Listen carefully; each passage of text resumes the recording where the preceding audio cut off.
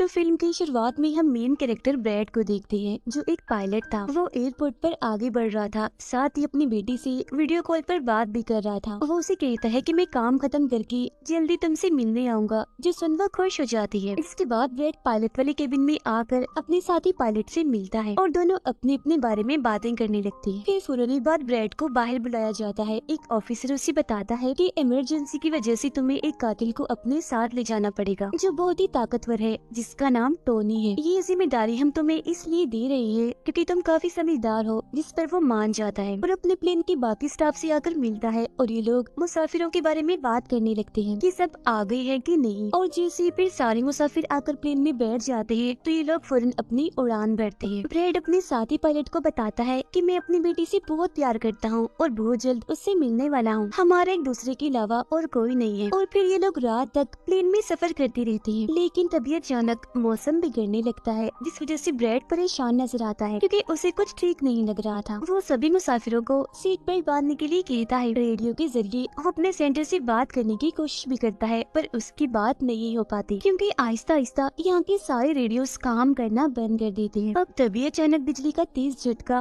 Plane से आकर लगता है, जिस वजह से प्लेन हिलने लगता है। ब्रैड को फिक्र होने लगी थी, इसीलिए जब वो सारे मुसाफिरों को देखने जाता है तो उसे सुकून की सांस आती है क्योंकि सब मुसाफिर ठीक थे। पर यहाँ अब धीरे धीरे करके लाइट बंद होती जा रही थी, जिस बीच एक बार फिर प्लेन को झटका लगता है, जिससे ब्रैड गिर जाता है और उसके माथे पर चोट लग जाती है। इस सारी सूरत हाल की वजह से सारे ही मुसाफिरों की हालत खराब होने लगी थी। ब्रैड वापस केबिन में आकर अपने साथी के साथ मिलकर प्लेन को संभालने में लग जाता है। काफी मुश्किल टाइम था उनके लिए क्योंकि एक तो रेडियो काम नहीं कर रही थी, ऊपर से स्क्रीन पर भी उन्हें आगे का कुछ भी दिखाई नहीं दे रहा था। तब ब्रैड कहता है कि हमें प्लेन को नीचे लाना होगा क्योंकि अगर एक और झटका लगा तो प्लेन तबाह हो जाएगा। तो फौरन ये लोग प्लेन नीचे लेने लगते हैं। सारे मुसाफिर डरे हुए थे। एक औरत फिर अपनी सीट बेल्ट खोल देती है। उसे देखकर टोनी का ऑफिसर भी ऐसा ही करता है। प्लेन क्योंकि नीचे की तरफ जा रहा था तो ऊपर वाली साइड से वो जोर से टकराते हैं, इतनी जोर से कि फौरन ही उनकी मौत हो जाती है। अचानक तेजी से प्लेन नीचे आने लगता है। तब ब्रैड और उसका साथी जल्दी से इसे कंट्रोल में कर लेते हैं। तभी एयर होस्टेस आकर ब्रैड को बताती है कि मुसाफिरों की हालत खराब हो रही है, जिस पर वो कहता है कि सब कुछ संभालो, अपनी अपनी सीट्स पर बैठने का कहो क्योंकि जल्दी हम करीबी एयरपोर्ट पर उतरने वाले हैं। अब ये दोनों देखते हैं कि हम एक आइलैंड के ऊपर से गुजर रहे हैं, तो कोई और रास्ता फिलहाल ना होने पर ये इस आइलैंड पर प्लेन उतारने का फैसला करती है। वो कोई ठीक सी जगह देकर फिर प्लेन को उतार ही देते हैं। हालांकि उन्होंने इमरजेंसी लैंडिंग की थी, पर फिर भी सही सलामत वो उतर ही गई थी। अब ब्रैड और उसका साथी तब खुश होते हैं जब उन्हें पता चलता है कि थोड़ी बहुत बिजली अभी भी प्लेन में है। इसके बाद ब्रैड सभी को नीचे उतरने का कहता है। उधर प्लेन की कंपनी का मालिक भी देख लेता है कि अचानक प्लेन कहीं गायब हो गया है क्योंकि उसने प्लेन को लैंड होते हुए नहीं देखा था और काफी देर से रेडियो खराब होने की वजह से उसका राब्ता भी नहीं हो पाया था, इसीलिए वो थोड़ा टेंशन में नजर आता है। अब एयर होस्टेस ब्रैड को आकर बताती है कि टोनी को लाने वाली ऑफिसर की मौत हो गई है। जिसमें ब्रैड को दुख तो होता है, पर वो उसे कहता है कि चलो जो भी हुआ अब बाकी मुसाफिरों का ख्याल रखो। अब सारे लोग इस सोच में थे कि हम यहाँ क्यों उतरे हैं, जिस वजह से ब्रैड सामने आकर बताता है कि इमरजेंसी की वजह से हमें यहाँ उतरना पड़ा। प्लेन में अभी भी थोड़ी बहुत बिजली मौजूद है, जिससे हम बाकी बिजली की चीजों को ठीक कर लेंगे। तब तक आप लोग यहाँ आराम से रहिए, खाना पानी मिलेगा और रहने की जगह भी, और आप लोग घबराइएगा नहीं, बहुत जल्द हम यहाँ से निकल जाएंगे। उधर प्लेन कंपनी के मालिक की मुलाकात एक रेस्क्यू एक्सपर्ट से होती है, जो ऐसे लोगों को खोज निकालने का काम करता है जो मुश्किल में कहीं फंसे होते हैं। कंपनी का मालिक उसे कहता है कि मुझे मेरे प्लेन की सारी डिटेल्स, जैसे कि वो कहाँ गया, उसके वर्कर्स, मुसाफिरों की सबकी जानकारी चाहिए। अब ब्रैड प्लेन के पास आकर उसे ठीक करने में लग जाता है, पर वो देखता है कि प्लेन में पावर बिजली काफी कम है, इसीलिए इनको इंतजार करना होगा क्योंकि रेडियो भी अभी काम नहीं कर रहे। फिर जब वो इस बारे में अपने साथी पायलट को बताता है तो उसका साथी नक्शा देखकर बताता है कि हम एक प्राइवेट आइलैंड पर फंसे हुए हैं। ये कोई आजाद जगह नहीं है, बल्कि यहाँ एक प्राइवेट आर्मी का कब्जा था, जो बुरे लोग थे क्योंकि उसमें सारे ही गुंडे थे, और अगर उन्होंने हमें कोई भी नुकसान पहुँचाया तो गवर्नमेंट भी हमें नहीं बचा पाएगी। जैसन ब्रैड कहता है कि अब कैसे भी करके हमें अपनी रेस्क्यू टीम को यहाँ बुलाना ही होगा ताकि वो आकर हम सबको बचा ले, क्योंकि यही एक रास्ता है यहाँ से निकलने का। अब ब्रैड सबके पास आकर उन्हें बताता है कि किसी खराबी की वजह से रेडियो अभी भी काम नहीं कर रहा, जो सुनकर सारे लोग काफी परेशान हो जाते हैं। ब्रैड उन्हें भी तसल्ली देता है कि हम आइलैंड की दूसरी साइड पर जाकर रेडियो को ढूंढेंगे और अपनी टीम से रेस्क्यू टीम को यहाँ भेजने के लिए कहेंगे, जो आकर आप सबको बचा लेगी और मेरे साथ टोनी जाएगा। ये कहकर वो टोनी की हथकड़ी खोल देता है और ये लोग आगे बढ़ जाते हैं।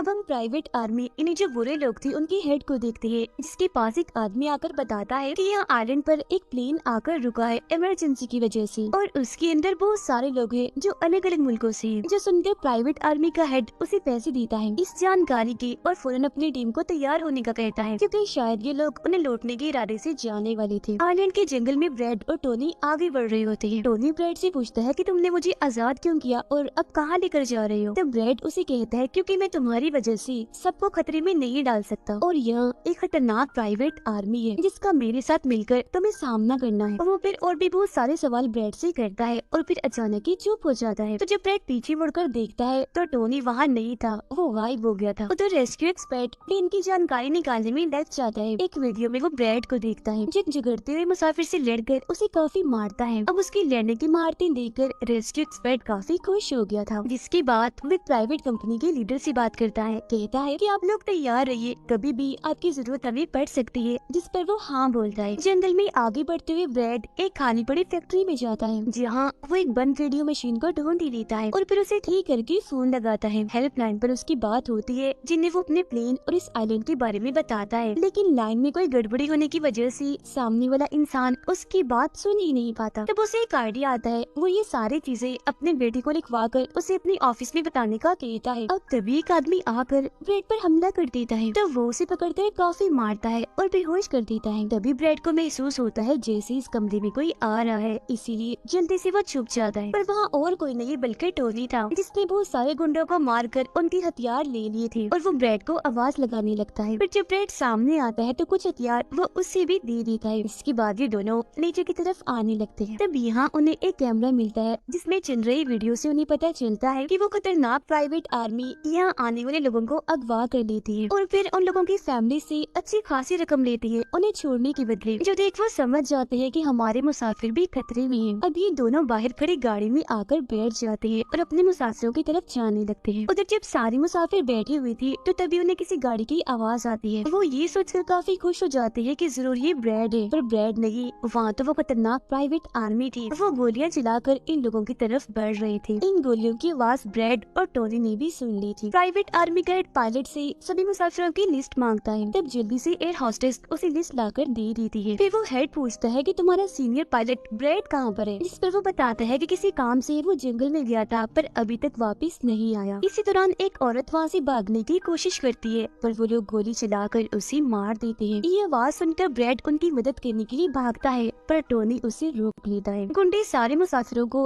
बस में बिठाने लगते हैं, क्योंकि वो इन्हें अपने साथ ले जा रहे थे बंदी बनाकर। उनका लीडर अपने दो साथियों को कहता है कि प्लेन में जाओ और सारा जरूरी कीमती सामान ले आओ, जिसके बाद खुद वो सारे मुसाफिरों को लेकर यहाँ से निकल जाता है। तब ब्रैड टोनी पर गुस्सा करने लगता है कि वो हमारे लोगों को ले गई और तुमने मुझे जाने ही नहीं दिया, जिस पर टोनी उसे समझाता है कि वो काफी बड़ी आर्मी थी, खतरनाक लोग है वो, अगर तुम चली भी जाती तो इतनी बड़ी आर्मी से अकेले नहीं लड़ पाते। फिर अभी दोनों दुखी तो थे पर आगे बढ़ जाते हैं और उन दोनों गुंडों को पकड़ लेती है जो प्लेन से कीमती सामान ले रही थी। ब्रैड गन पॉइंट पर उनसे पूछता है कि मुसाफिरों को लेकर कहाँ गया होगा तुम्हारा हेड, जिस पर वो बताता है कि यहाँ एक खाली फैक्ट्री है, वहीं गई होंगी वो लोग। अब रेस्क्यू एक्सपर्ट को ब्रैड की बेटी से उधर की सारी सूरत हाल का पता चल गया था, यानी कि उनका प्लेन वहाँ एक आइलैंड पर फंसा हुआ है और साथ ही वहाँ एक काफी खतरनाक प्राइवेट आर्मी भी है। वो इस बारे में प्लेन कंपनी के मालिक को बताता है, जिस पर वो कहता है कि फौरन अपनी प्राइवेट टीम और रेस्क्यू टीम को भेजो। फिर ये लोग जैसे तैसे करके उस आइलैंड और उनके प्लेन को ढूंढ ही लेते हैं। जब इनके बीच फैसला होता है कि प्राइवेट टीम का लीडर सबसे पहले वहाँ जाएगा अपनी टीम के साथ। उधर एक गाड़ी के जरिए ब्रैड और टोनी फैक्ट्री की तरफ जा रही थी, जिसके पास पहुंचकर ये चुपके से अंदर घुस जाते हैं, जहाँ वो सारे गुंडे मुसाफिरों की वीडियोस बना रहे थे, ये दिखाने के लिए कि कौन सा मुसाफिर किस मुल्क से है। अब प्राइवेट टीम भी प्लेन के पास पहुंच जाती है, पर इन्हें जब वहाँ कोई नहीं दिखता तो टीम का लीडर प्लेन के अंदर जाकर चेक करता है, जहाँ दो लोगों की लाशें थी। इसके अलावा वहाँ ब्रैड का छोड़ा हुआ मैसेज भी मिल जाता है, जो कि उस फैक्ट्री तक आने का रास्ता था। फैक्ट्री में दोनों छुपकर उन गुंडों पर नजर रख रही थी, जिनमें से दो गुंडों को वो पीछे से आकर पकड़ लेते हैं और मुंह बंद करके उनका दम घोट देते हैं, जिससे उनकी मौत हो जाती है।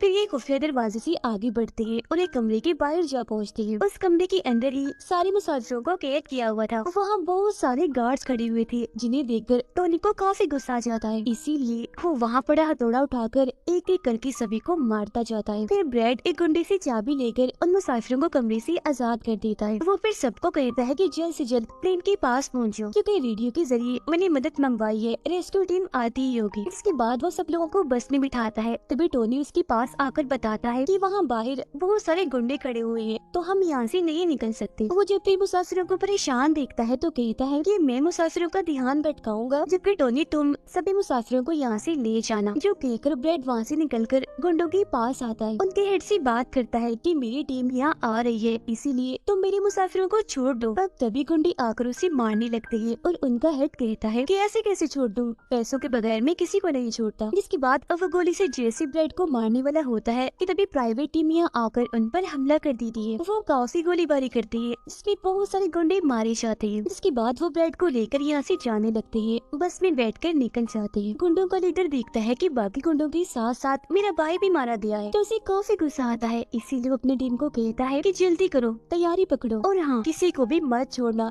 एक एक को चुन चुन कर मार देना। गाड़ी में ब्रैड उस प्राइवेट टीम से बात करने लगता है। तब उनका हेड उसे बताता है कि हम छोटी सी प्राइवेट टीम है जो बस तुम्हें यहाँ बचाने की मिशन में आई है, क्योंकि हम कोई रेस्क्यू टीम नहीं है। उन्हें आने में तो अभी और भी वक्त है। जो सुन ब्रैड घबरा तो जाता है, पर कहता है कि कोई बात नहीं, मेरे पास एक आइडिया है। इसके बाद ये लोग भी प्लेन के पास आ जाते हैं, जहाँ सारे मुसाफिरों को टोनी पहले ही ला चुका होता है। ब्रैड फिर अपने लोगों को कहता है कि एक प्राइवेट टीम हमारी मदद करने यहाँ आ गई है, और अब उनकी मदद से हम प्लेन को चला लेंगे और फौरन यहाँ से निकल जाएंगे। तो आप सब लोग जल्दी से प्लेन में बैठ जाएं, क्योंकि हम रेस्क्यू टीम का इंतजार नहीं कर सकते, उन्हें आने में वक्त है, और अगर हम यहाँ रुके तो उस खतरनाक आर्मी के हाथों मारे जाएंगे। जो सुनकर सारे लोग प्लेन में बैठ जाते हैं, जबकि ब्रैड प्राइवेट टीम के लीडर के साथ मिलकर प्लेन को ठीक